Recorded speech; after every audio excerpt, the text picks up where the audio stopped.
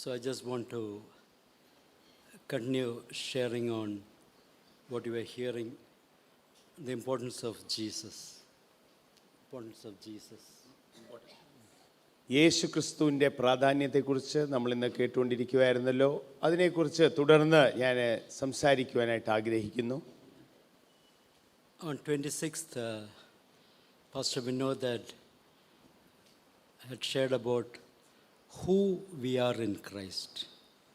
26-ാം തീയതി പാസ്റ്റർ വിനോദ് നമ്മളോട് പങ്കുവെച്ചായിരുന്നു ക്രിസ്തുവിൽ നമ്മൾ ആരാണ്. I want to speak on the righteousness of God, who we are in Christ. ദൈവത്തിൻ്റെ നീതിയെക്കുറിച്ചും ക്രിസ്തുവിൽ നമ്മൾ ആരാണ് എന്നുള്ള ഒരു കാര്യത്തെക്കുറിച്ചും ഞാൻ സംസാരിക്കുവാനായിട്ട് ആഗ്രഹിക്കുന്നു. Let's turn to the epistle of 2 Corinthians chapter 5 verse 17. It says, "Therefore, if anyone is in Christ, he is a new creature. The old things have passed away. Behold, new things have come." ഒരുത്തൻ ക്രിസ്തുവിലായാൽ അവൻ പുതിയ സൃഷ്ടിയാകുന്നു, പഴയത് കഴിഞ്ഞുപോയി, ഇതാ അത് പുതുതായി തീർന്നിരിക്കുന്നു. See, we need to understand that if this statement is true, ഇപ്പോൾ ഇവിടെ നമ്മൾ കേട്ട കാര്യം അത് സത്യം ആണ് എങ്കിൽ, if you have to understand who we are in Christ, ക്രിസ്തുവിൽ നമ്മൾ ആരാണ് എന്ന് നമുക്ക് മനസ്സിലാക്കണമെങ്കിൽ, that will make the greatest difference in our lives. ആ കാര്യം നമ്മുടെ ജീവിതത്തിൽ ഏറ്റവും കൂടുതൽ വ്യത്യാസം കൊണ്ടുവരും. The truth about who you are in Christ will be the greatest discovery you could have made. ക്രിസ്തുവിൽ നമ്മൾ ആരാണ് എന്നുള്ളൊരു കാര്യം നമ്മൾ മനസ്സിലാക്കിയാൽ ഒരുപക്ഷേ നമ്മുടെ ജീവിതത്തിൽ ഏറ്റവും വലിയൊരു കണ്ടുപിടുത്തമായിരിക്കും അത്. If you can learn who you are and what you can be in Christ, then you can never be the same. നിങ്ങൾ ക്രിസ്തുവിൽ ആരാണ്, ക്രിസ്തു നിങ്ങൾക്ക് വേണ്ടി എന്ത് ചെയ്തു എന്ന് നിങ്ങൾ മനസ്സിലാക്കിയെങ്കിൽ നിങ്ങളുടെ ജീവിതം പിന്നെ പഴയതുപോലെ അല്ലായിരിക്കും. It will change the way you approach difficulties in your life. നിങ്ങളുടെ ജീവിതത്തിൽ പ്രതിസന്ധികൾ വരുമ്പോൾ അതിനോട് ഉള്ള നിങ്ങളുടെ സമീപനം പൂർണ്ണമായിട്ടും മാറും. It will change the way you look at your needs. നിങ്ങളുടെ ആവശ്യങ്ങളെ ഏത് രീതിയിൽ നോക്കുന്നു അത് പൂർണ്ണമായിട്ടും മാറും. It will change the way you perceive to be in Christ. നിങ്ങൾ ക്രിസ്തു യേശുവിൽ ആയിരിക്കുന്നു എന്നുള്ളൊരു കാര്യം അത് നിങ്ങൾക്ക് മനസ്സിലാകും.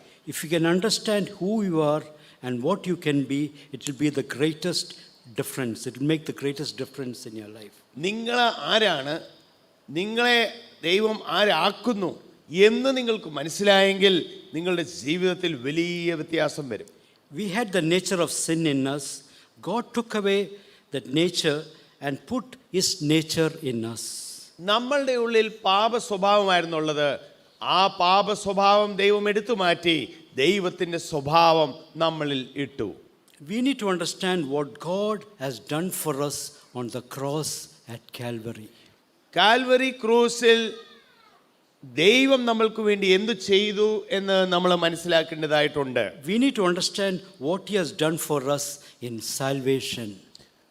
നമ്മൾക്ക് ലഭിച്ച രക്ഷയിൽ അതിൻ്റെ അകത്ത് ദൈവം നമുക്ക് വേണ്ടി എന്ത് ചെയ്തു എന്ന് നമ്മൾ മനസ്സിലാക്കണം. One of the main things He has done for us is that He has given us His righteousness. നമ്മൾക്ക് വേണ്ടി ചെയ്ത ഏറ്റവും വലിയ കാര്യങ്ങളിൽ ഒന്ന് ദൈവം ദൈവത്തിൻ്റെ നീതി നമ്മൾക്ക് നൽകി. What is the definition of righteousness? ഈ നീതി എന്ന് പറയുന്നതിനെ നമ്മൾക്ക് എങ്ങനെ നിർവചിക്കാം? It is right standing with God. ഈ നീതി എന്ന് പറയുന്നത് ദൈവവുമായിട്ട് ഉള്ള ഒരു ശരിയായിട്ടുള്ള ഒരു ബന്ധത്തിൽ നമ്മൾ വരിക. If you had to expand it a bit, അത് ഇച്ചിരൂടൊന്ന് വിവരിച്ച് പറഞ്ഞാൽ, it is the ability to stand before God without guilt, condemnation or shame. ഈ നീതി നമ്മൾക്ക് ലഭിക്കുമ്പോൾ ദൈവത്തിനു മുമ്പാകെ ഒരു കുറ്റമില്ലാതും ഒരു ലജ്ജയില്ലാതും നമുക്ക് ധൈര്യത്തോടെ നിൽക്കുവാൻ സാധിക്കും. That is what God had done for us on the cross at Calvary. ഇതാണ് കാൽവരി ക്രൂശിൽ ദൈവം നമ്മൾക്ക് വേണ്ടി ചെയ്ത വലിയ കാര്യം. When we are born again, at that moment, the blood of Jesus cleanses our sins. നമ്മൾ വീണ്ടും ജനിച്ചപ്പോൾ യേശുവിൻ്റെ രക്തം നമ്മളുടെ പാപങ്ങൾ അത് കഴുകുന്നു. And now we have become a child of God. ഇപ്പോൾ നമ്മൾ ദൈവത്തിൻ്റെ മക്കളാകുന്നു. And because of what has happened on the cross, now you have the ability to come and stand before God. ക്രൂശിൽ ദൈവം ചെയ്ത ആ പ്രവൃത്തി കാരണം ഇപ്പോൾ നമുക്ക് ദൈവത്തിന് മുമ്പാകെ വന്ന് നിൽക്കാൻ സാധിക്കും. Stand without shame, guilt, or condemnation. ലജ്ജയോ കുറ്റമോ അല്ലെ നമ്മുടെ എതിരെ ചില നമുക്കുള്ള കുറ്റബോധം അതെല്ലാം മാറി നമുക്ക് ദൈവത്തിന് മുമ്പാകെ നിർഭയമായിട്ട് നിൽക്കുവാൻ സാധിക്കും. That ability to stand before God is called righteousness. ആ രീതിയിൽ നമുക്ക് ദൈവത്തിന് മുമ്പിൽ നിൽക്കാൻ പറ്റുന്ന ആ ഒരു കാര്യത്തിനാണ് ദൈവത്തിൻ്റെ നീതി എന്ന് നമ്മൾ പറയുന്നത്. So it is not only the ability to stand before God, but also the ability to stand against the devil and against all of hell. കേൾക്കണം, ദൈവത്തിൻ്റെ നീതി നമ്മൾക്ക് ലഭിക്കുമ്പോൾ നമുക്ക് ദൈവത്തിന് മുമ്പാകെ നിൽക്കാൻ മാത്രമല്ല സാധിക്കുന്നത്, നമുക്ക് സാത്താനും നമുക്ക് നരകത്തിൻ്റെ എല്ലാ ശക്തികളുടെയും എതിരെ നിൽക്കുവാനായിട്ട് സാധിക്കും. If you are a person who can stand before God, നിങ്ങൾക്ക് ദൈവത്തിന് മുമ്പാകെ നിൽക്കുവാൻ സാധിക്കുവാണെങ്കിൽ you need to have this revelation that you can stand before the devil and all the powers of hell, because he gives you the ability to stand. നിങ്ങൾക്ക് ദൈവത്തിന് മുമ്പാകെ നിൽക്കുവാൻ സാധിക്കുവാണെങ്കിൽ പിന്നെ നിങ്ങൾക്ക് സാത്താൻ്റെ എതിരെയും നരകത്തിൻ്റെ എല്ലാ ശക്തികളുടെ എതിരെയും നിൽക്കുവാനായിട്ടുള്ള ശക്തി നിങ്ങൾക്ക് ലഭിക്കും. എന്താണെന്ന് വെച്ചാൽ ദൈവം നിങ്ങളുടെ കൂടെ ഉണ്ട്. I want to tell you one more thing. എനിക്ക് നിങ്ങളോട് ഒരു കാര്യം കൂടി പറയാനുണ്ട്. Righteousness is also the ability to walk like Jesus walked on this earth. ദൈവത്തിൻ്റെ നീതി നമ്മൾക്ക് ലഭിക്കുമ്പോൾ യേശു ഈ ലോകത്തിൽ ഏത് രീതിയിൽ നടന്നു ആ രീതിയിൽ നമ്മൾക്കും നടക്കുവാനായിട്ടുള്ള കഴിവ് ലഭിക്കും. It is the ability to stand against the odds and difficulties and all the problems that this world brings against you. ഈ ലോകത്തിൽ നമ്മൾ ജീവിക്കുമ്പോഴും ഈ ലോകം നമ്മളുടെ എതിരെ കൊണ്ടുവരുന്ന പല പ്രശ്നങ്ങളും പ്രയാസങ്ങളുടെ എതിരെ നമ്മൾക്ക് ദൈവത്തിൻ്റെ നീതി ലഭിക്കുമ്പോൾ നമുക്ക് നിൽക്കുവാനായിട്ട് സാധിക്കും. So let's read that verse once again. നമുക്ക് ഒരു വാക്യം വായിക്കാം. The same verse. ഒരുത്തൻ ക്രിസ്തുവില 2 കൊരിന്ത്യർ 5:17. ഒരുത്തൻ ക്രിസ്തുവിലായാൽ അവൻ പുതിയ സൃഷ്ടിയാകുന്നു, പഴയത് കഴിഞ്ഞുപോയി, ഇതാ അത് പുതുതായി തീർന്നിരിക്കുന്നു. Who is this talking about? ഇവിടെ ആരെക്കുറിച്ചാണ് പറയുന്നത്? It is talking about every born again believer. ഈ 17-ാം വാക്യം വീണ്ടും ജനിച്ച എല്ലാ വ്യക്തികളെക്കുറിച്ചും പറയുവാണ്. How did God make us a new creature? നമ്മളെ ദൈവം പുതിയ സൃഷ്ടി എങ്ങനെ ആക്കിയത്? One of the greatest things that God did for us is He removed our sense of shame, guilt, and condemnation. ദൈവം നമ്മളുടെ ജീവിതത്തിൽ ചെയ്ത ഒരു വലിയ കാര്യം എന്ന് വെച്ചാൽ നമ്മൾ പാപികളായപ്പോൾ നമ്മളുടെ ഉള്ളിലെ കുറ്റബോധം വന്നു, നമ്മളുടെ ഉള്ളിലെ ലജ്ജ വന്നു, അതൊക്കെ ദൈവം എടുത്തു മാറ്റി. And He gave us the ability to come and stand before God. അത് എടുത്തു മാറ്റി കഴിഞ്ഞപ്പോഴത്തേക്കിന് നമുക്ക് പിന്നെ ദൈവത്തിന് മുമ്പാകെ ധൈര്യത്തോടെ വന്ന് നിൽക്കുവാനായിട്ട് സാധിക്കും. The original man, Adam and Eve, had the privilege of walking with God. ആദ്യത്തെ മനുഷ്യര് ആദാമും ഹവ്വായും അവർ ദൈവത്തിൻ്റെ കൂടെ നടക്കുന്നുണ്ടായിരുന്നു. They were in fellowship with God. അവർക്ക് ദൈവവുമായിട്ടൊരു കൂട്ടായ്മ ഉണ്ടായിരുന്നു. When that fellowship was broken through disobedience, എന്നാൽ അനുസരണക്കേട് കാരണം ആ കൂട്ടായ്മയിൽ ഭംഗം വന്നപ്പോൾ the first thing that happened is they lost that sense of righteousness. ഏറ്റവും ആദ്യമേ അപ്പം സംഭവിച്ചത് എന്തുവാ? അവരുടെ ആ നീതി ഉണ്ടായിരുന്നത് അത് അവരുടെ പോയി. They lost that ability to come and stand before God. ദൈവത്തിന് മുമ്പാകെ ധൈര്യത്തോടെ വന്ന് നിൽക്കുവാനായിട്ടുള്ള കഴിവ് അത് അവർക്ക് നഷ്ടപ്പെട്ടു. So we are trying to understand how God restored back to the believer, to the church, the ability to come and stand before Him. ആ ആദാമിൽ നഷ്ടപ്പെട്ട കാര്യം എങ്ങനെ ക്രിസ്തു യേശുവിൽ കൂടി നമുക്ക് തിരിച്ച് ലഭിക്കുന്നു എന്നുള്ളൊരു കാര്യം നമ്മൾ മനസ്സിലാക്കണം. Man lost it in the Garden of Eden. Eden തോട്ടത്തിൽ മനുഷ്യന് ആ നീതി നഷ്ടപ്പെട്ടു. He went and hid himself. അവൻ ചെന്ന് ഒളിഞ്ഞ് ഇരുന്നു. He was unable to come and stand before God. ആ ഒളിഞ്ഞിരുന്നത് എന്തിനാണ്? അവന് ദൈവത്തിന് മുമ്പാകെ വന്ന് നിൽക്കുവാനായിട്ട് പറ്റുന്നില്ലായിരുന്നു. Man was separate from God. മനുഷ്യൻ ദൈവത്തിൽ നിന്ന് അകന്നു പോയായിരുന്നു. Ever since that time, God has been trying to restore man back to himself. ആ സമയം മുതൽ ഈ ദൈവത്തിൽ നിന്ന് അകന്നു പോയ മനുഷ്യനെ ദൈവത്തിലേക്ക് തിരിച്ചു കൊണ്ടുവരാനായിട്ട് ദൈവം ഓരോ കാര്യങ്ങൾ ചെയ്തുകൊണ്ടിരിക്കുകയായിരുന്നു. All that he wanted to give to man was the ability to come and stand before him. ഈ ദൈവം ഉണ്ടാക്കിയ മനുഷ്യന് തിരിച്ച് ദൈവത്തിന് മുമ്പാകെ വന്ന് നിൽക്കുവാനായിട്ടുള്ള ആ ഒരു കഴിവ്, പ്രാഗൽഭ്യം അത് ദൈവം കൊടുക്കുവാനായിട്ട് God in his restoration and his redemption has been trying to give this ability back to man. ദൈവം വീണ്ടെടുപ്പും ആ യഥാസ്ഥാനപ്പെടുത്തലിൽ കൂടി ഈ ഒരു കാര്യം മനുഷ്യന് തിരിച്ച് തരുവാനായിട്ട് ആഗ്രഹിക്കുന്നു. That is what New Testament calls as righteousness. ഇതാണ് പുതിയ നിയമത്തിൽ ദൈവം നമുക്ക് നീതി നൽകുന്നു എന്ന് പറയുമ്പോൾ അർത്ഥമാക്കുന്നത്. So what Adam lost in the Garden of Eden, that ability to stand before God, God wanted to change that. Eden തോട്ടത്തിലെ ആദാമിന് ദൈവത്തിന് മുമ്പാകെ ധൈര്യത്തോടെ നിൽക്കുവാനായിട്ടുള്ള ആ കഴിവ് നഷ്ടപ്പെട്ട കാര്യം ദൈവം പുതിയ നിയമത്തിൽ യേശു ക്രിസ്തുവിൽ കൂടെ അത് തിരിച്ചു നൽകുവാൻ ആഗ്രഹിക്കുന്നു. Man lost his ability to stand before God. He lost the ability to stand before the devil. മനുഷ്യന് ദൈവത്തിന് മുമ്പാകെ നിൽക്കുവാനായിട്ട് ധൈര്യത്തോടെ നിൽക്കുവാനായിട്ടുള്ള ആ കഴിവ് നഷ്ടപ്പെട്ടു. അതോടുകൂടി സാത്താൻ്റെ എതിരെ നിൽക്കുവാനായിട്ടുള്ള ശക്തിയും അവന് നഷ്ടപ്പെട്ടു. He lost the ability to live successfully in this world. ഈ ലോകത്തിൽ വിജയകരമായിട്ട് ജീവിക്കുവാനായിട്ടുള്ള കഴിവും മനുഷ്യന് നഷ്ടപ്പെട്ടു. So throughout history, whoever believed in God and came to him, God gave that person the ability to stand before him. അതുകൊണ്ട് ചരിത്രത്തിൽ നമ്മൾ നോക്കുമ്പോൾ ആരൊക്കെ ദൈവത്തിൻ്റെ അടുക്കിലേക്ക് വന്നു, ദൈവം അവർക്ക് ദൈവത്തിന് മുമ്പാകെ നിൽക്കുവാനായിട്ടുള്ള കഴിവ് കൊടുത്തു. How many of you like to stand before the devil like that? നിങ്ങളെ എത്ര പേർക്ക് സാത്താൻ്റെ എതിരെ നിൽക്കുവാനായിട്ട് ആഗ്രഹമുണ്ട്? For many people, the problem is they can stand before God, but not before the devil.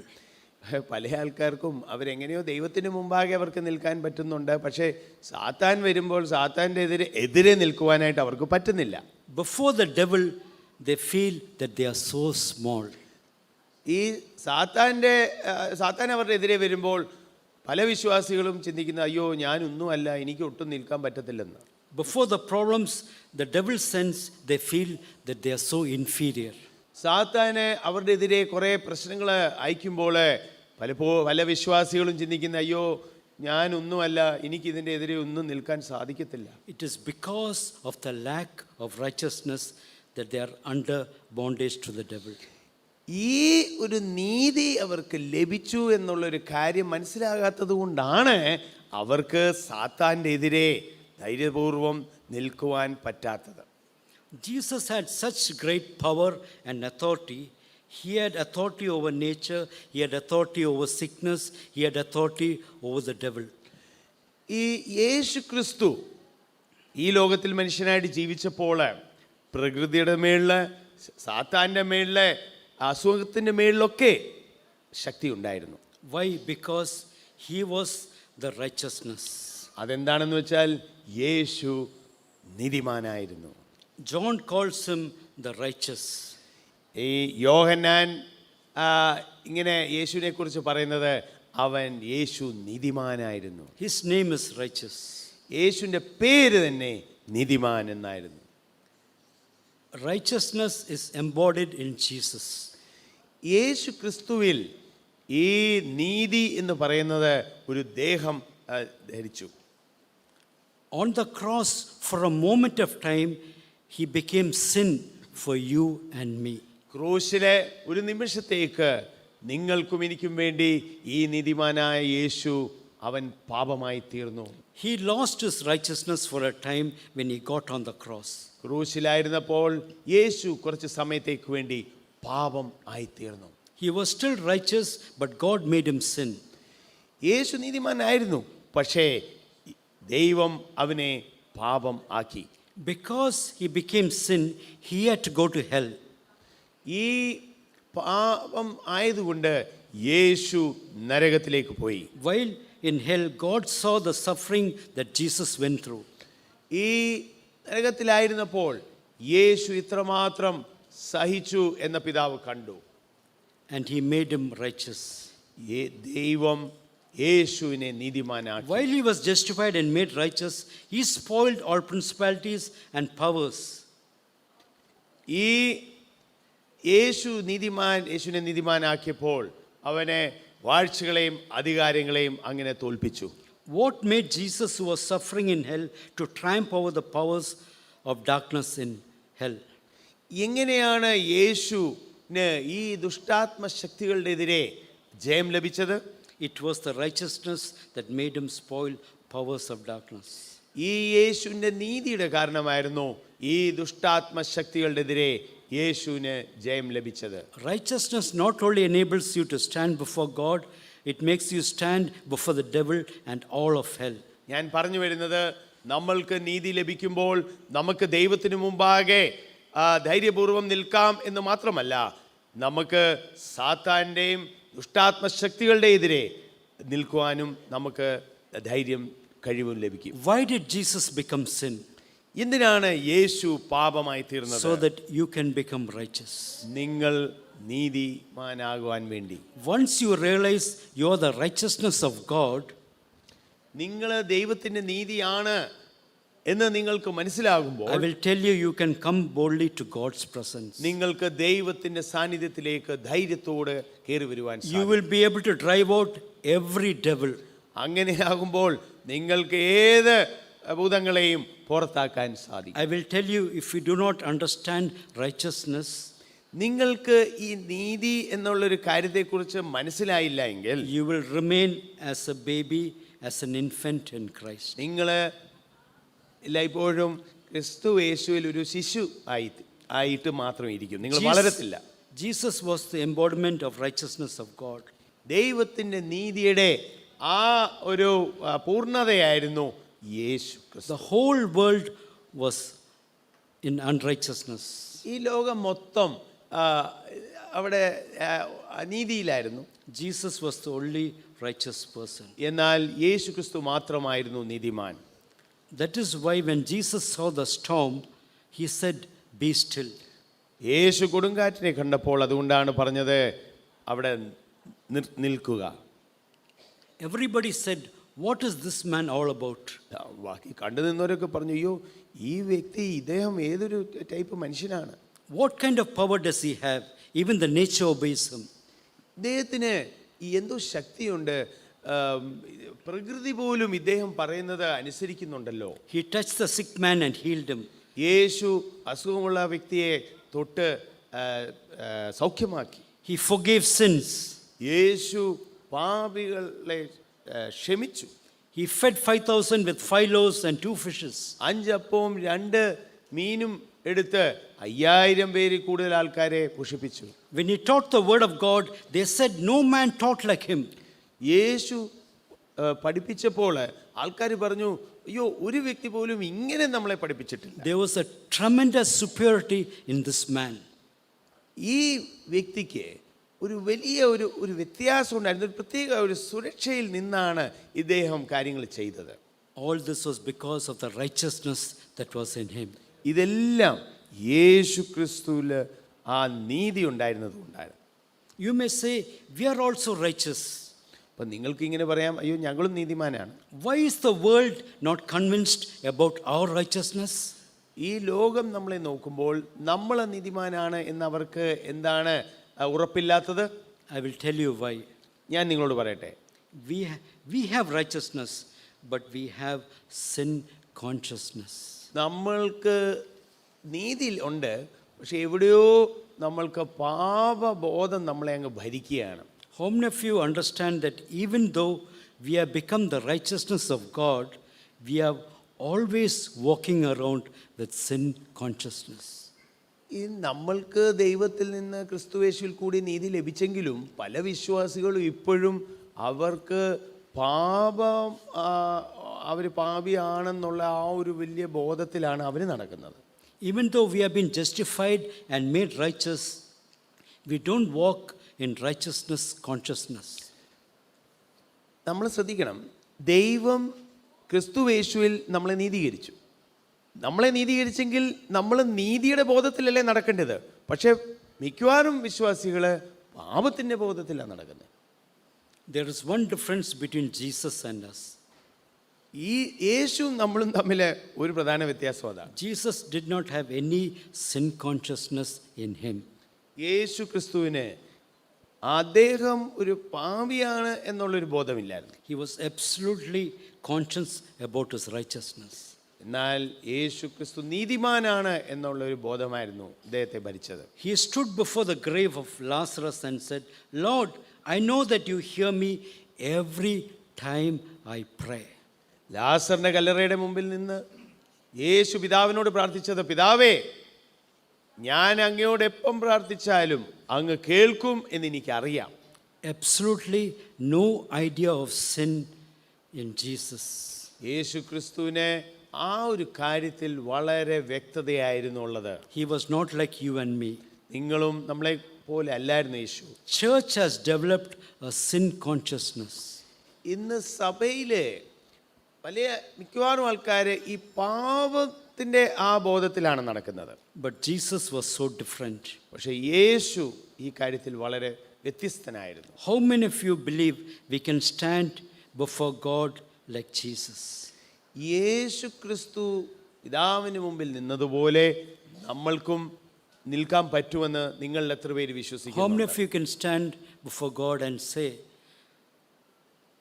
Lord, I know that every time I pray, you will hear me. നമ്മൾ എത്ര പേർക്ക് ദൈവത്തിന് മുമ്പാകെ പിതാവിന് മുമ്പാകെ നിന്ന് ഇങ്ങനെ പറയാൻ സാധിക്കും, പിതാവേ, ഞാൻ എപ്പം പ്രാർത്ഥിച്ചാലും അങ്ങ് കേൾക്കും എന്ന് എനിക്കറിയാമെന്ന്. Every time I ask, Lord, I know that you will give me. ഞാൻ എപ്പം ചോദിച്ചാലും അങ്ങ് കേട്ട് അങ്ങ് നൽകും എന്ന് എത്ര പേർക്ക് പറയാൻ സാധിക്കും? Most Christians don't believe that. പല വിശ്വാസികൾക്കും ആ ഒരു ഉത്ബോധമില്ല. That is why they have developed a teaching that say, sometimes God answers prayer, sometimes he doesn't. അതുകൊണ്ടാണ് പലരും ഇങ്ങനൊരു പഠിപ്പീര് തുടങ്ങിയിട്ടുണ്ട്. ചിലപ്പം ദൈവം ഉത്തരം തരും, ചിലപ്പം ദൈവം ഉത്തരം തരത്തില്ല നമ്മുടെ പ്രാർത്ഥനയ്ക്ക്. How can I walk in righteousness consciousness? ഈ നീതിയുടെ ബോധത്തിൽ എനിക്ക് എങ്ങനെ നടക്കാൻ സാധിക്കും? When we stand before God, we need to be full of righteousness consciousness. നമ്മൾ ദൈവത്തിന് മുമ്പാകെ നടക്കുമ്പോൾ നമുക്ക് ദൈവത്തിൻ്റെ നീതി നമുക്ക് ലഭിച്ചു എന്നുള്ള ബോധത്തിൽ നിറഞ്ഞ് നമ്മൾ നടക്കണം. We need to say, God, every time I pray, you hear me. അങ്ങനെയാകുമ്പോൾ നമുക്ക് യേശു പറഞ്ഞതുപോലെ പറയാൻ പറ്റും, പിതാവേ, ഞാൻ എപ്പം പ്രാർത്ഥിച്ചാലും അങ്ങ് കേൾക്കും എന്ന് എനിക്കറിയാം. Whenever I ask, you give. ഞാൻ എപ്പം ചോദിച്ചാലും അങ്ങ് നൽകും എന്ന് എനിക്കറിയാം. You can't go around like that. You got to determine whether the word of God is true or not. എനിക്ക് നിങ്ങളോട് പറയാനുള്ളത്, ദൈവത്തിൻ്റെ വചനം ശരിയാണോ അല്ലയോ? നിങ്ങൾ ആ ദൈവത്തിൻ്റെ വചനത്തിലല്ലേ വിശ്വസിക്കുന്നത്? The Bible says, whatever you ask in my name, you will receive. ദൈവവചനത്തിൽ ഇങ്ങനെ പറഞ്ഞിട്ടുണ്ട്, എൻ്റെ നാമത്തിൽ നീ എന്ത് ചോദിച്ചാലും ഞാൻ നിങ്ങൾക്ക് നൽകും. When will that happen?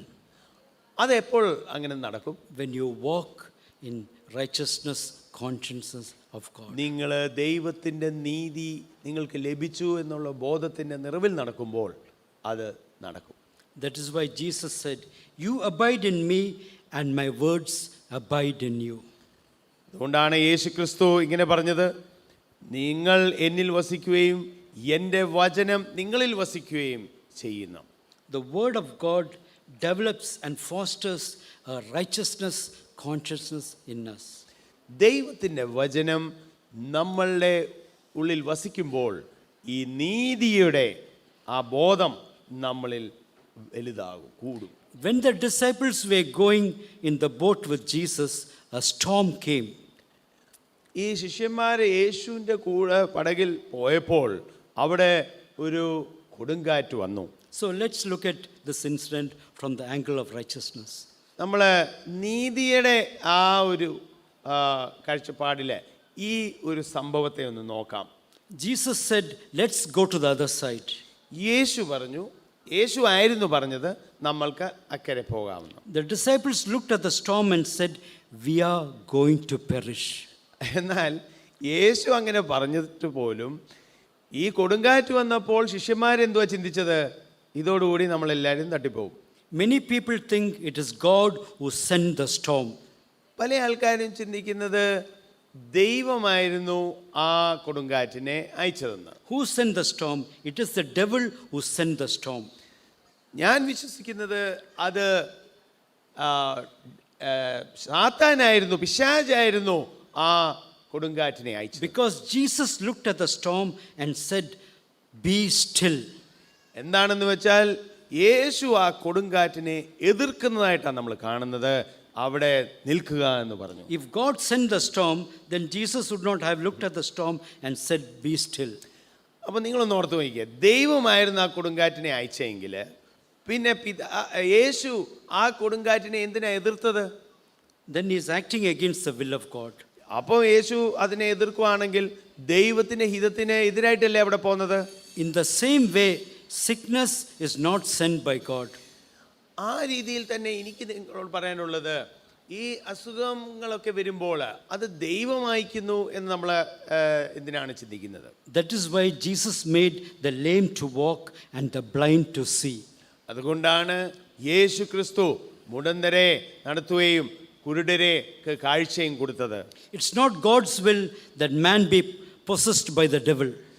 ഈ മനുഷ്യന് സാത്താൻ്റെ കാര്യത്താൽ ഇങ്ങനെ പിടിക്കപ്പെട്ടിരിക്കണമെന്നല്ല ദൈവത്തിൻ്റെ ഇഷ്ടം. That is why Jesus chased out the devil. അതുകൊണ്ടാണ് സാത്താൻ്റെ പ്രവൃത്തികൾ എവിടൊക്കെ ഉണ്ടായിരുന്നു അവിടുന്നൊക്കെ സാത്താനെ ഓടിക്കുന്നതായിട്ടാണ് നമുക്ക് കാണാൻ You പറ്റുന്നത്. see, Jesus came to destroy the works of the devil. യേശു വന്നത് സാത്താൻ്റെ പ്രവൃത്തികളെ നശിപ്പിക്കാനായിട്ടാണ്. So he stopped the storm right there. നമ്മൾ കാണുന്നു അവിടെ കൊടുങ്കാറ്റ് വന്നപ്പോൾ യേശു അവിടെ കൊടുങ്കാറ്റ് നിർത്തുന്നു. Jesus had no fear in him. യേശുവിൻ്റെ ഉള്ളില് യേശുവിന് ഒട്ടും ഭയമില്ലായിരുന്നു. In the midst of every wind, in the midst of every storm, in the midst of every roaring wave that came against him, something in him made him stand tall. ഇനി ഏത് പ്രതിസന്ധി വന്നാലും, ഏത് കൊടുങ്കാറ്റ് വന്നാലും, എത്ര തിരമാലകളെ ഇരച്ചു വന്നാലും യേശു ക്രിസ്തു അവിടെ ഒട്ടും ഭയമില്ലാതെ നിൽക്കുന്നതായിട്ട് നമുക്ക് കാണാൻ സാധിക്കും. There was no condemnation in him. യേശു ക്രിസ്തുവിലെ ഒരു കുറ്റബോധമല്ലേ, അങ്ങനെ ഒരു ശിക്ഷാവിധി യേശുവിനുണ്ടെന്ന് അങ്ങനെ യേശുവിനെ ചിന്തിച്ചില്ല. There was no guilt in him. There was no sin in him. യേശുവിൽ ഒരു പാപമില്ലായിരുന്നു, യേശുവിൽ ഒരു കുറ്റബോധമില്ലായിരുന്നു. He was perfect. Yeshu തികഞ്ഞവനായിരുന്നു. He was righteous. Yeshu നീതിമാനായിരുന്നു. He was the Son of God. Yeshu ദൈവപുത്രനായിരുന്നു. He was man also. എന്നാൽ യേശു ഒരു മനുഷ്യനായിരുന്നു. He looked at the storm and said, "Be still." യേശു ആ കൊടുങ്കാറ്റിനെ നോക്കിയിട്ട് പറഞ്ഞു, അവിടെ നിൽക്കുക. Some people think he was God. That is why he could do that. ചില ആൾക്കാർ ചിന്തിക്കുന്നത് അതിപ്പോൾ യേശു ദൈവമല്ലേ, അതുകൊണ്ടാണ് യേശുവിന് അത് ചെയ്യാൻ പറ്റിയത്. I will tell you, the Bible teaches that whatever Jesus did during his walk on this earth, he did not do it with the power that belongs to God. എനിക്ക് നിങ്ങളോട് പറയാനായിട്ടുള്ളത്, യേശു ഈ ലോകത്തിൽ വന്നപ്പോൾ ദൈവിക ശക്തി ഉപയോഗിച്ചല്ല കാര്യങ്ങൾ ചെയ്തത്. ഒരു മനുഷ്യൻ ദൈവത്തിൽ ആശ്രയിച്ച് ലഭിക്കുന്ന ആ ശക്തി ഉപയോഗിച്ചാണ് യേശു കാര്യങ്ങൾ ചെയ്തത്. The Bible says, you know how God anointed Jesus of Nazareth. ദൈവവചനത്തിൽ ഇങ്ങനെ പറയുന്നുണ്ട്, നിങ്ങൾക്കറിയാമല്ലോ ദൈവം എങ്ങനെ നസ്രായനായ യേശുവിനെ അഭിഷേകം ചെയ്തു. He went about healing everyone. അവൻ ഈ അസുഖം ഉള്ള എല്ലാവരെയും സൗഖ്യപ്പെടുത്തിക്കൊണ്ട് മുന്നോട്ട് പോയി. He didn't go around as having power from God. എന്നാൽ അദ്ദേഹം ദൈവമാണ്, അതുകൊണ്ട് ഒത്തിരി ശക്തിയുണ്ട് എന്നുള്ള നിലയിലല്ലായിരുന്നു യേശു ഈ ലോകത്തിൽ ജീവിച്ചത്. He left that in heaven.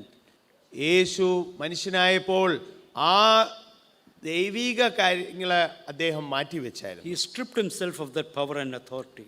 യേശുവിന് ഉണ്ടായിരുന്ന ശക്തിയും അധികാരങ്ങളും ദൈവത്തിൻ്റെ ആ ശക്തിയും അധികാരങ്ങളും മാറ്റിവെച്ചിട്ടായിരുന്നു ഈ ലോകത്തിൽ വന്നത്. He was just a man.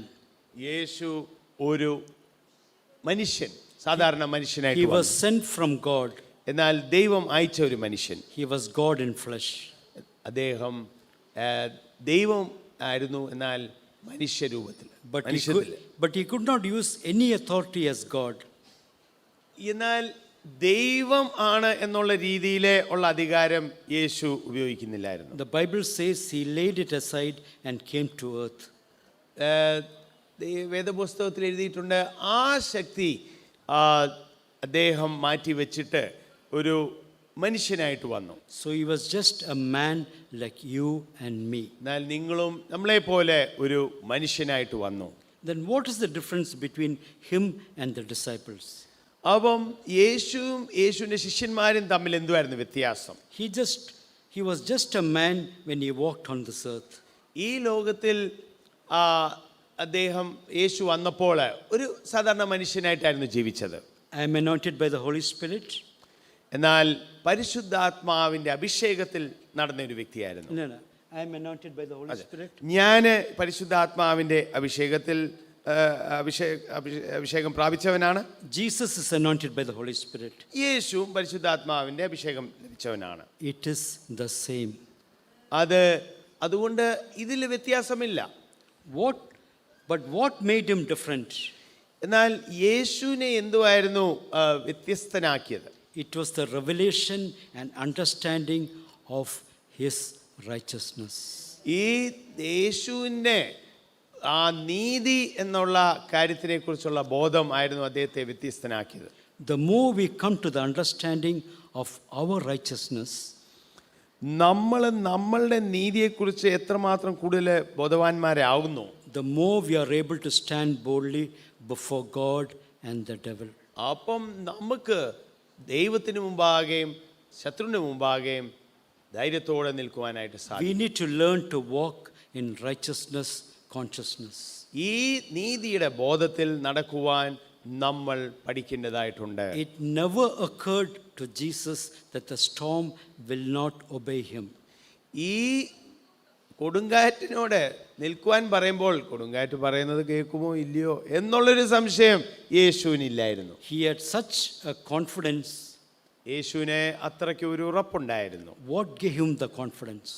എന്തിനായിരുന്നു യേശുവിന് അത്രയും ഉറപ്പ്? It was his righteousness. ആ യേശുവിൻ്റെ നീതിയായിരുന്നു അദ്ദേഹത്തിന് ഉറപ്പ് കൊടുത്തത്.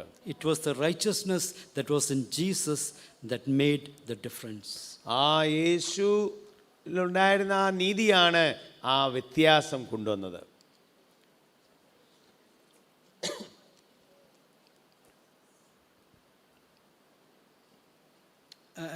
I've heard about a man called E.W. Kenyon.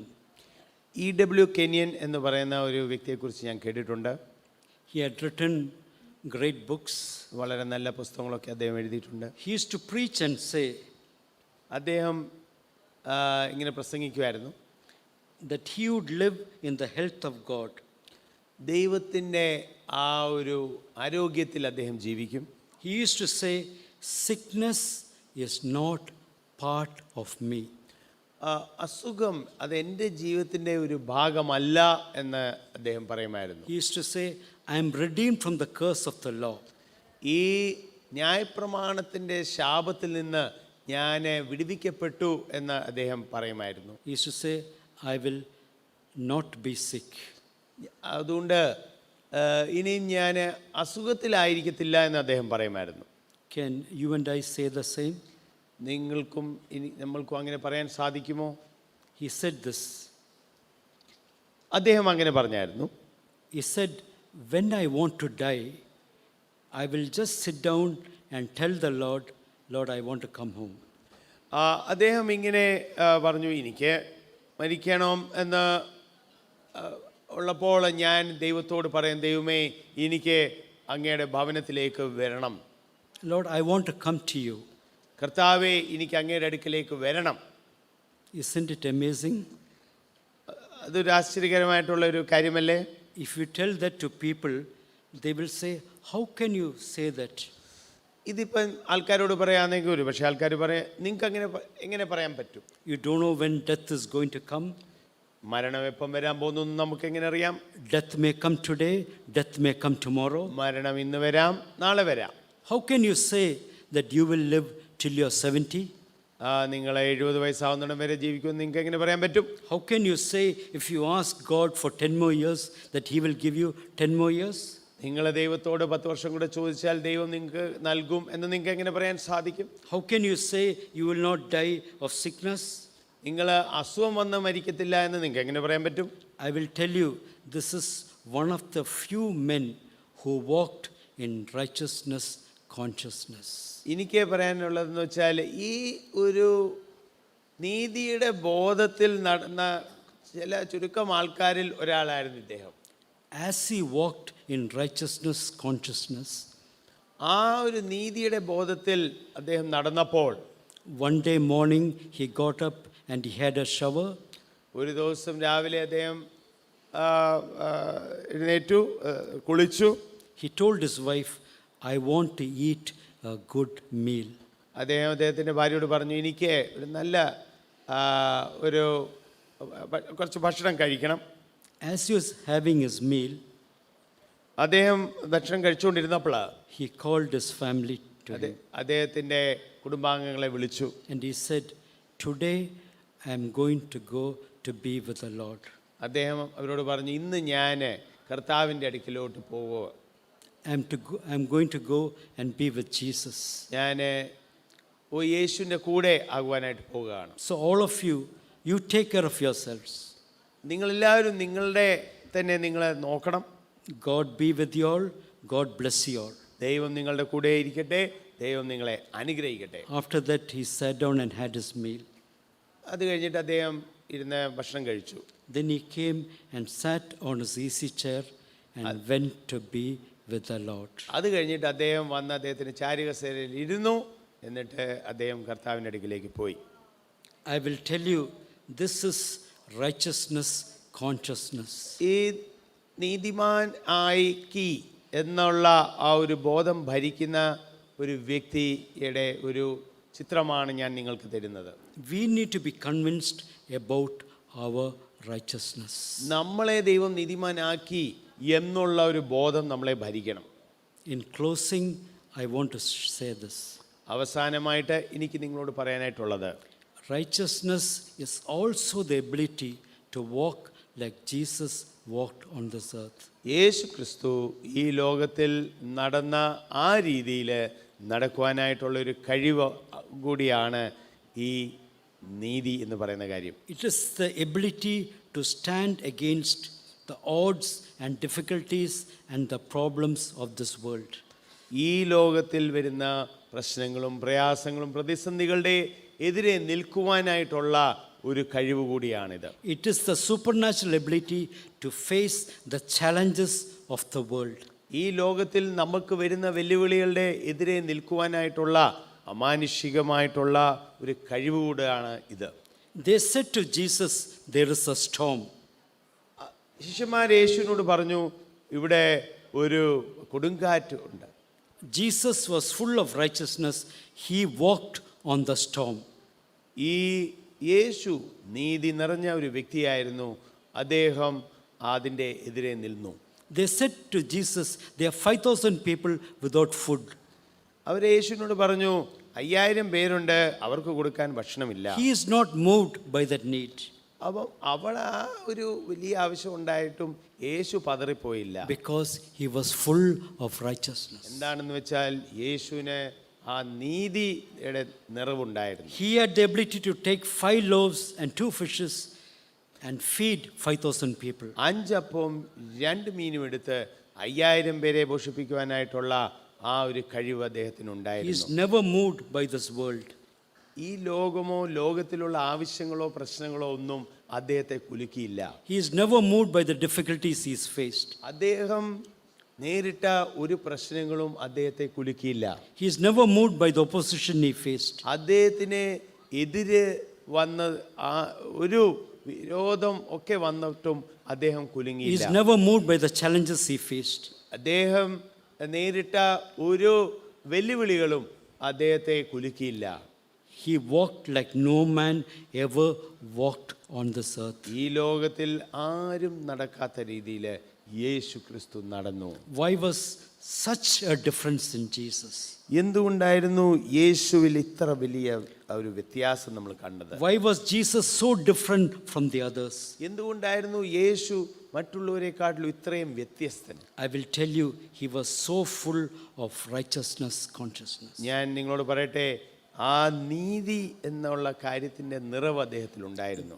That is what made him walk as a man in the midst of circumstances. അതുകൊണ്ടാണ് ഈ ഇത്രയും പ്രതിസന്ധികളും പ്രയാസങ്ങളുടെ ഇടയ്ക്ക് ഒരു ധൈര്യത്തോടെ അദ്ദേഹത്തിന് നടക്കുവാനായിട്ട് സാധിച്ചത്. May God bless you with these words. ഈ വാക്കുകളാൽ ദൈവം നിങ്ങളെ അനുഗ്രഹിക്കട്ടെ.